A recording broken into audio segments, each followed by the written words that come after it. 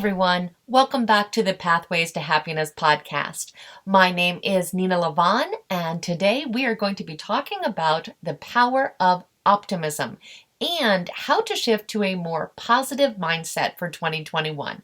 And I know that may seem impossible for some of you out there, but I think I can make a good case for not only why it's important, but how to actually achieve this. And I'm excited about the topic because I think it is just so time for this, that we are just so ready to move forward after being on hold or feeling like we've been actually going backwards for so long. So I want to jump into the topic right away, but I want to quickly thank you all for being such an incredible audience this year and for all the amazing questions you send in. They totally inspire me, and I am just so grateful for this community that we've created.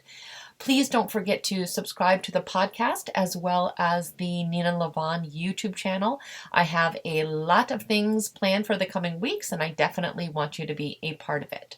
So that being said, let's get right into today's episode. I was thinking about where I was at a year ago and how much I was looking forward to 2020. I loved everything about the idea of the year. I love fresh beginnings, and I just loved how the number itself looked. 2020, it just seemed so exciting to see that duplicate number, and I knew that I wouldn't see it again until 3030, which is pretty unlikely that I'm going to make it there. So it just seemed like there was something magical and special about the year itself. And then when the year came, there were just a lot of surprises. We started hearing about this virus, and even though some people were concerned, I don't think that we could have ever imagined everything that we would all go through this year, with businesses closing and people getting sick and schools going online. In fact, I think if I had a crystal ball exactly a year ago, I simply would have thought it was broken. This year has been just absolutely surreal. And because so many things came as a surprise, I think a lot of us were just caught off guard. We were unprepared because this all seems inconceivable, really. And although it seemed like most of us had the mental energy to get through all the things that we had to get through initially, I think many of us just became exhausted. It was just all consuming. We just began wishing things could be back to normal. We missed our comforts and seeing the people that we love. We missed the flow of life. And so many of the things that we took for granted, all of a sudden we started to really miss them and realize how valuable they actually are. And for many of us, we just started getting despondent and low-spirited. The optimism that we once had just seemed to magically disappear. And it is understandable. We felt discouraged, and many of us just felt numb after a while. And let's face it, it is not fun to feel that way. It's hard to pull yourself up sometimes when you feel like you have been down for so long. Like every single time you turn on the news, you're going to find something that makes you even more upset or makes everything seem that much more overwhelming. But we've been living like this for months now, and some things got to change if we want to have a better experience. Now, there is no way for us to know what lies ahead in the new year. This is true, but today I want to not only make the case for optimism, but I want to really stress the fact that our happiness does not have to be defined by everything that is going on in the outside world. And before I go any further, I also want to say that I am in no way diminishing all the suffering and the hardship that so many of us have gone through this year. It really has been unreal. But it is time to take our power back. It's time to adjust our own mindset, because if we don't, we are just going to continuously focus on all the doom and the gloom, and it's going to feel nearly impossible to enjoy life or to have positive experiences. And it's time for us to start having enjoyment and fulfillment in our life again, we cannot put our happiness on hold any longer. And the good news is we really do not have to, because when we can change our focus, when we can change our thought processes and our perception, we can become more optimistic. And life doesn't have to be perfect for us to be happy, not at all. We can acknowledge all that's going on around us and simply not let our life be defined by it. I think a lot of the reason this year was so hard for so many people is that we all kind of had shifted into zombie mode before any of this actually happened. We had our routines, our schedules, and our rituals. We got used to kind of mentally checking out and still being able to go about our day or to get through our life. And sometimes we were so far in our comfort zones and our autopilot modes that even on days that were not the best, we could get through them with very little effort a lot of times. Even if our jobs or our lives were stressful, usually we were kind of conditioned and it was normal for us. So we were able to just somehow push through it. And then everything stopped. Everything was different. All the regular aspects of our life got shifted significantly or disappeared. We all had to kind of wake up and reorganize and find ways to cope with all these sudden changes. And some of them were just huge, life changing and career altering situations. And there's nothing to take lightly here. There's just big dramatic changes that required lots of mental effort and reconfiguring. And it came really abruptly, too. Most people were told they had like a 2 week break. And for some people, it was like a little breather at first. It didn't seem upsetting unless, of course, you had a business and you were trying to figure out how you were going to survive for this kind of unprecedented 2 week break that you were going to have. But I think we were all just kind of only mentally prepared for those 2 weeks. And then the spiral started when we started to understand that we were in for changes that were going to be here for a long time. And when you've been spending the last 10 years or more on autopilot, that's pretty overwhelming. Even if in your case it meant you got to stay home and work in your pajamas, it really was still a switch. It was an unexpected change that pulled you out of your rituals. So even if it didn't seem that dramatic, you probably weren't entirely at ease. And again, for many people, it wasn't just small changes. It was having the kids home now for 24 hours a day and trying to work online and not having any time alone or having the comforts that you rely on. And I think that is why it seems so draining. And of course, it is still continuing. And even if we have adjusted, we have this feeling like we are waiting for the other shoe to drop, or that there is just an air of uncertainty that is constantly surrounding us.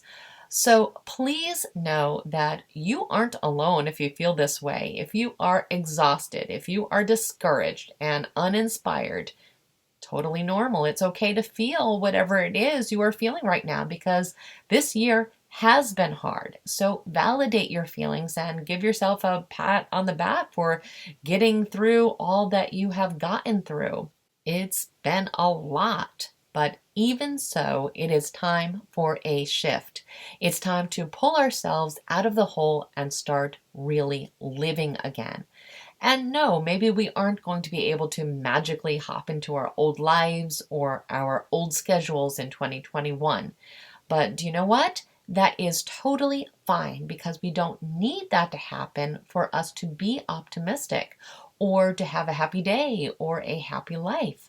So how then can we make this a reality? How can we learn to shift our mindset? Well, firstly, we have to understand that for most people, not all, but a lot, we tend to assume the worst and focus on the negative aspects of life. That's just kind of human nature, especially in our society today. And when there actually are a lot of negative things happening, it can just kind of pull us down even more in that direction. But if you don't identify with that mindset at all, you are likely already an optimist, and that is fantastic. Studies tell us that about 25% of optimism is genetic, so some people are just more naturally that way than others. And as far as happiness goes, research has shown us that it is up to 50% genetic. So, same goes there. But look at all the wiggle room we still have to increase our happiness and our optimism. And there are two huge insights that were made after over 25 years of research by one of my favorite people, Dr. Martin Seligman, who is considered the father of positive psychology, which is my absolute favorite branch of psychology because it focuses on the behaviors and the character strengths that really allow people to build a meaningful and purposeful life. And in Dr. Seligman's research, he concluded that number one, optimism is directly linked with life fulfillment and success. And number two, optimism can be learned. So even if you are feeling completely pessimistic right now, which is likely the case after this year and completely understandable, there is still something that can be effectively done, and this can be changed if you desire to do so. And of course, I hope that you do. So, what can we do to become more optimistic in 2021? I think the first thing that we can do is to kind of figure out all the positives and the lessons that we learned from 2020. And I know you might be thinking, oh, there's really none, but there is some if we really look for it. We can see that we have learned to evolve. We have seen how strong we are as people, and in everyone's specific circumstance, there are positives. Maybe you got more time with family. Maybe you learned that you could live on a smaller budget, or, whatever it is. But you want to look for those positives and you want to look for those lessons. And at the end of the day, we want to focus on gratitude. We want to be, really aware of the things in our life that we still do have and actively feel grateful for them. Because if there's anything that we have learned when things have been taken away from us, is that we have many, many wonderful positive things in our life that we should be grateful for, that we probably have been taking for granted for a long time. So we want to kind of break that habit and think about the things that we really are grateful for. And we can get a gratitude journal, or we could just get into the practice of every day when we are falling asleep, think about 3 specific things from that day that you were grateful for, that you are thankful that happened, even if they are unusual, even if these aren't things that you normally would have been thankful for. You can be thankful for your response. Again, you can be thankful for what you have learned, but we want to think about the positives and we want to focus on gratitude. Another thing that we can do is to try to start looking through a positive filter. Now, I am not talking about toxic positivity. I'm not talking about ignoring our feelings or trying to repress negative things that have happened. I'm not talking about that at all. I am talking about changing our perspective. We have to learn to look at situations in new ways and from new angles. We habitually have the same thought patterns and the same way of looking at things, so nothing changes in our life. But nothing is black and white in life. Nothing. So there are always new ways that we can learn to see situations. And however we choose to look at them, what perspective that we decide to take, that is what ends up determining how optimistic we are. Another thing that I strongly suggest is to take note of the people in your life and the company that you keep. So if you are surrounding yourself with lots of people that are focusing on the negative, that are bringing you down all the time, guess what? Of course, you're going to feel negative. Of course, you're going to feel pessimistic because you are surrounding yourself with this negativity all the time. So we have to be very mindful about that. And I know that a lot of the people that are in our life are people that we want in our life. We don't want to push out our family members in most circumstances, but we want to make sure the optional people in our life are people that uplift us, that are also trying to be optimistic, and that we are all kind of climbing up this ladder together. Because if we are around people that are constantly pulling us down, it really reduces the chances of us being able to rise above these situations. So we want to be careful about who we are spending our time with and what we are spending our mental energy on. Now, if it's the case that the people in our life that we do love, our own family members, are very negative people, we have a few options there as well. We can be honest with them and tell them that, we're really trying to be more positive, and if they kind of want to come on this journey with us, or we can kind of learn to block out the negativity and not let it bother us as much. Or if we need to, spend a little bit less time with them if they are so overwhelmingly negative. But most importantly, we just want to be aware of the people that are surrounding us and make sure they are helping us head in the right direction. Another thing that we can do is to really turn off the news, or to reduce the amount of time that we are watching the news. It is extremely difficult to practice optimism and to be positive when we are constantly looking at and hearing about everything that is wrong with the world. The news can be very oppressive, it can be very upsetting, and just, even turning on the news for a couple minutes can make us feel very pessimistic about the direction that the world is heading, because they are intentionally feeding us negative news all the time, because that is profitable and that's what keeps us watching longer. It's all about fear and sadness and pulling on our heartstrings. So we have to be aware of that and really limit our time that we are spending watching the news, so we can grab those headlines, we can stay informed, but we don't have to have the television on 24 hours a day. Same with social media. Same thing. It can be also something that really pulls us in the wrong direction as well. Be aware of how social media is making you feel. If it is something that is actually positive for you, that is one thing. But for a lot of people, there are a lot of negatives associated with that as well. And we get those negative news stories in our news feed in social media as well. So that is something that we have to be careful about. So again, we want to get the facts, but we don't want to watch, media channels or watch news programs that really only tend to focus on negative factors. Something else that has been really helpful for me personally is the practice of writing in a journal every single day. And I tend to do this in the morning and at night, but you don't have to do that. You can pick one or the other. But that's really where we can kind of organize our thoughts and also get our feelings out. It's easy to feel pessimistic when there is all, there are all these situations happening in the world, and we're just kind of bottling them in. So if we can get in the practice of kind of writing out what we're thinking about, what our concerns are, what our feelings are. A lot of times it can lead to insights, so that's great, but it can also help us to, express ourselves and get these emotions out on the page, which makes it easier to, clarify how we're feeling and to move past these negative emotions. Also, like we talked about before with the gratitude, we can write down the things that we are thankful for and positive experiences as well.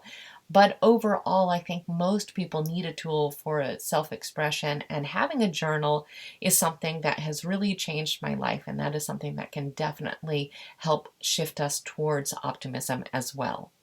The next thing I have is something that is a little bit of a bigger concept, but is also extremely helpful. And that is to start to acknowledge what you can and can't control. So, a lot of times we're pessimistic and we're feeling very negative because we are focusing on things that are just out of our hands that we can't control. And there is no amount of worry that is going to fix that problem. There's no amount of rumination that is going to solve something that is simply not in our hands. So we need to learn to really separate the things that we have control over and put our time and energy into those factors, and to, yes, acknowledge the other things, but we can't focus on them because there's really nothing that we can do about them.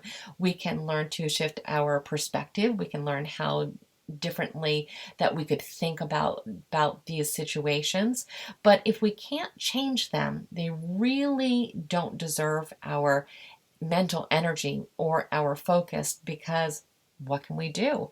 So if we can shift that energy into thinking about aspects of the situation that we could control, that we could, change again our perspective on, or if there's something that we can actually do to fix that problem, that's going to make us feel a lot better, because a lot of times we just feel so powerless.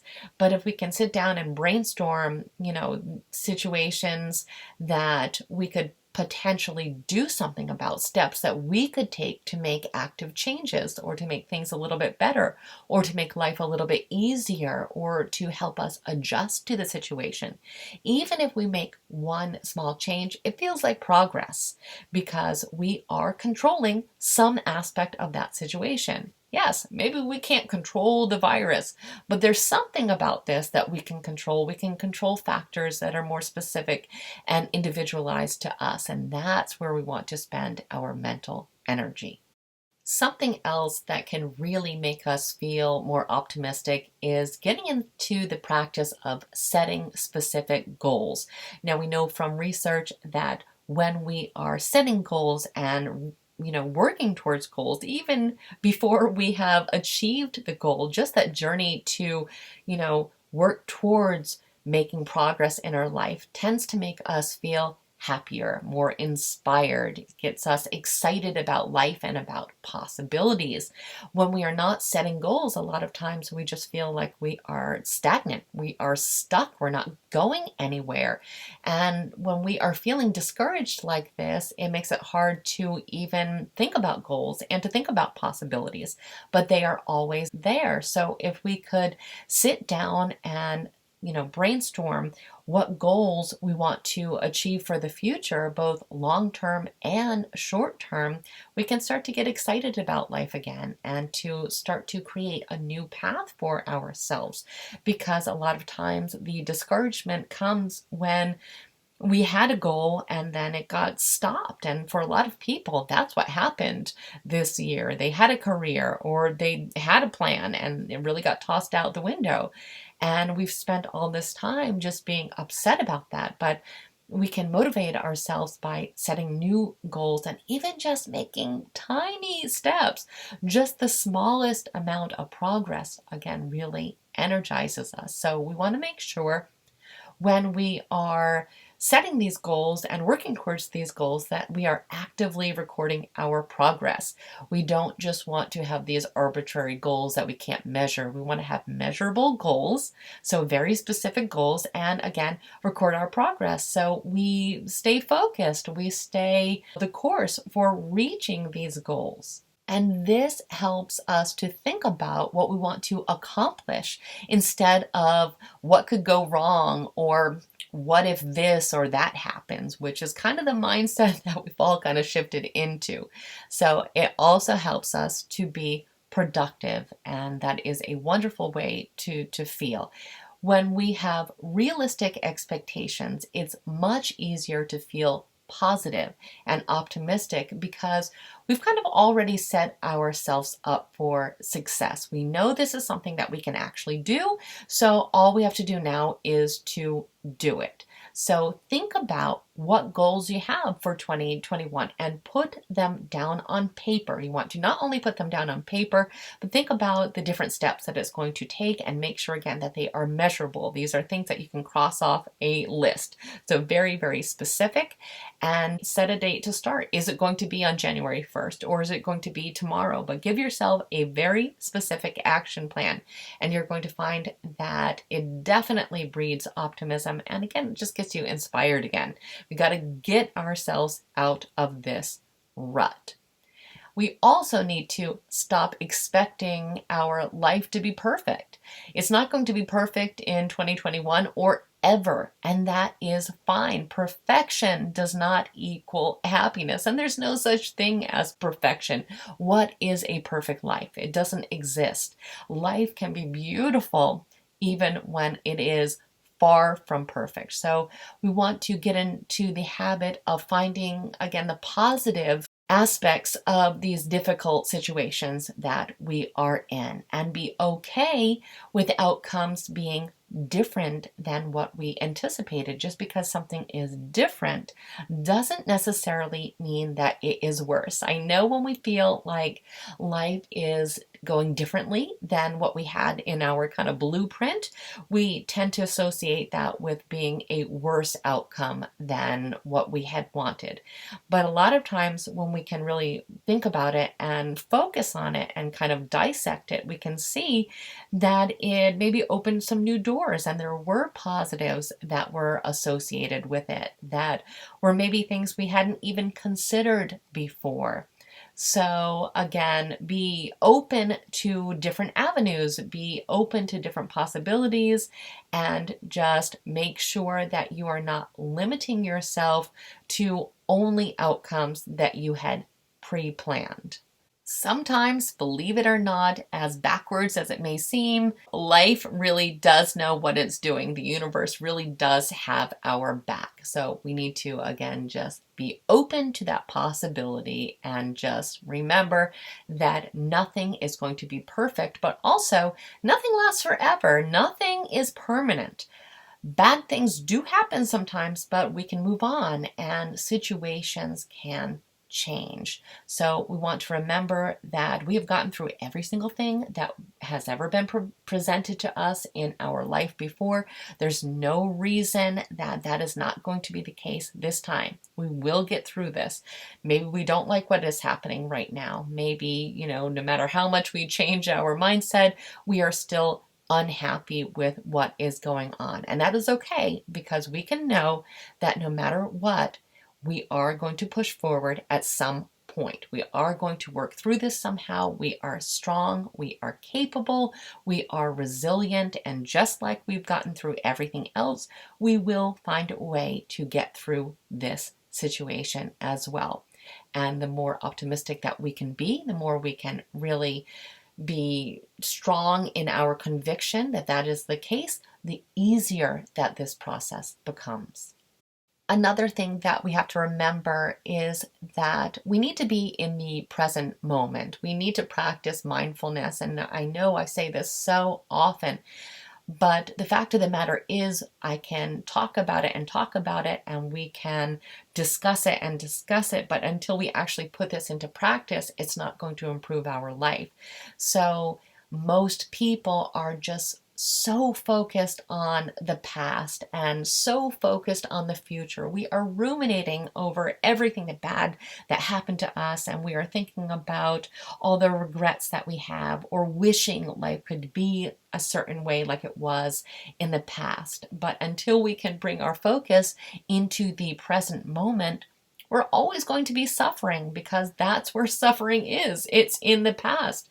It's in thinking about the past or in worrying about the future. And the fact of the matter is, regarding that, is that we're not in the future yet. We have no idea what is going to happen. So it does not help us to visualize all these negative scenarios that may or may not happen. I know a lot of times we think that if we envision the worst case scenario, it's going to somehow mentally prepare ourselves. But more often than not, we're just terrifying ourselves. And the reality is that we never visualize things perfectly. We don't know what's going to happen. We don't know how things are going to play out. So really, it is not only a waste of time to do this, but it is something that causes just so much suffering, and we are doing it to ourselves. Just what if this, what if this, what if this?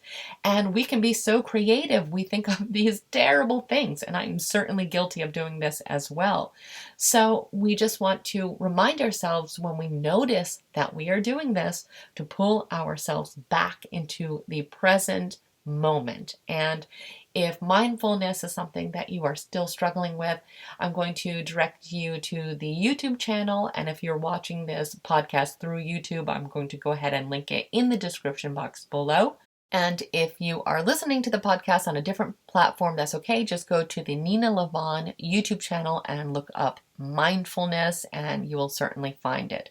But that is a life skill that will help you for the rest of your life. It is one of the most valuable life skills that you can possibly learn, and it is one that reduces suffering and anxiety to such a strong degree. So that is something that we can focus on as well. Another thing that we want to do is to make sure that we are connecting with others. We need to be able to vent. We need to share situations and talk it all out. And I know that in this situation, we feel so limited. There's only so many Zoom calls you feel like you can have, but we have to find some way to reach out to other people, because connection is so important to happiness. So, so important. So find a way, whether it be by phone, by text, by Zoom, or in a safe situation where you could be with other people. But let's not forget how important connection really is. They talk about, social distancing. It shouldn't be called social distancing. It should be called physical distancing, because we definitely still need to be social. It is a basic human need, and it's going to make us feel much happier and much more optimistic if we can have these connections restored. So that's something to focus on as well. And remember that you can also reach out to a therapist. Sometimes these feelings just get to be so much, and it's something that we feel like we can't handle on our own. And, don't think you are a lesser person. If that is the case, you are a person that is simply taking control of their lives and doing what is necessary to make you feel better and to heal. So a licensed mental health therapist can certainly help with that. Or again, you can reach out to friends and family, but make sure that you are keeping those connections and that you are being social in some way. Another thing that we can do is to smile more and to make fun an actual priority. So this is something that is really important to me. Believe it or not, I'm a very silly person. I love to laugh. It is a huge part of my life. And when I get too serious, I know that I need laughter. It's like therapy for me. So we can, watch funny movies, or we can call the people that do make us laugh, or we can laugh about the actual situation that we are in. There are so many things that are going on that sometimes we just need to kind of make fun of them. We need to laugh about them because we feel like it's all that we can do. And sometimes it just makes us feel so much better. But having fun, smiling, laughing, these things are also basic human needs. And just because there are serious situations in the world does not mean that we have to shut off that side of us. It's still an important side of us, and we're going to have a happier life if we are including these things in it.